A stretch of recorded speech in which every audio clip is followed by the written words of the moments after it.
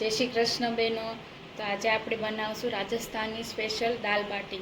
તો સૌપ્રથમ દાળ માટે મેં સામગ્રી લીધી છે। આખા મસૂર છે, અડદની દાળ છે, મગની ફોતરાવાળી દાળ છે, તુવેરની દાળ છે, ચણાની દાળ છે અને વઘાર માટે લસણ છે, આદું છે, લીલા મરચાં છે, લીંબુ છે, આદું છે, સોડા છે, અજમો છે, ગરમ મસાલો છે, કોથમીર છે, ટામેટાની છીણ કરી નાખ્યું છે, કાંદા છે અને ઘઉંનો લોટ છે અને સોજી છે અને રૂટીન મસાલા છે, તેલ છે અને ઘી છે। સૌપ્રથમ દાળ બનાવવા માટે આપણે બધી દાળ મિક્સ કરી લઈશું।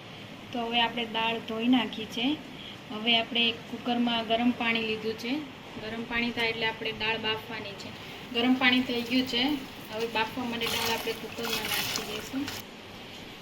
એની અંદર 1 ચમચી મીઠું નાખવાનું, 1 ચમચી હળદર અને 1 ચમચી ઘી નાખવાનું છે। હવે કુકર બંધ કરી દઈશું અને 5 વિસલ થવા દેવાની છે। હવે આપણે બાટીનો લોટ બાંધીશું। તો સૌપ્રથમ લોટ લીધો છે ઘઉંનો, એમાં સોજી નાખી છે, અજમો નાખી દેવાનો છે, સોડા નાખી દેવાના છે ખાવાનું, ઘી નાખવાનું છે, મોણ માટે ઘી નાખવાનું છે,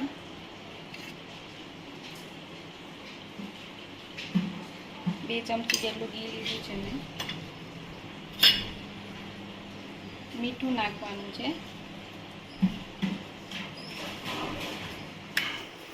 હવે મિક્સ કરી લીધો છે લોટ। હવે આપણે પાણી નાખીને લોટ બાંધી લેશું। લોટ આપણો તૈયાર છે અને કઠણ લોટ રાખવાનો છે। હવે આપણે બાટી બનાવીશું।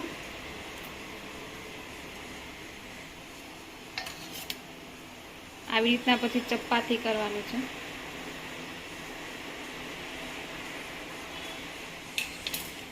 તો આવી રીતના બધી બાટી આવી રીતના વાળવાની છે।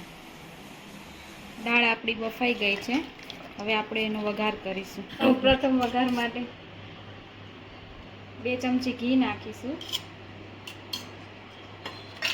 2 ચમચી જેટલું તેલ નાખવાનું છે, બે મિક્સ નાખવાનું। તેલ આવી ગયું છે। સૌપ્રથમ જીરું નાખીશું,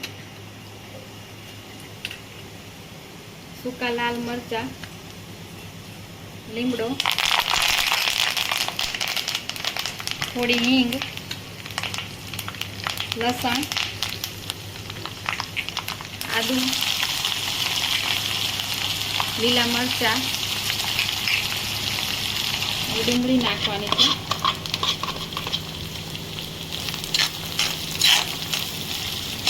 આપણે ડુંગળીને થોડી સાતળવા દઈશું। ડુંગળી આપણી ચડી ગઈ છે। હવે આપણે મસાલા કરીશું। સૌપ્રથમ મીઠું નાખવાનું છે, હળદર નાખવાની છે, ધાણા જીરું, મરચું,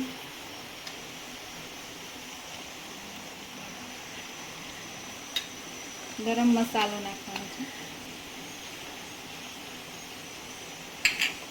હવે મિક્સ કરી ટામેટાની પ્યુરી નાખવાની છે। મસાલો ચડી ગયો છે।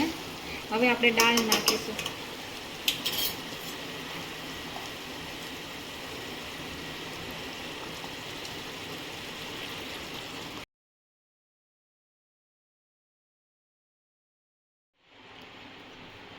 તો તૈયાર છે આપણી દાળ।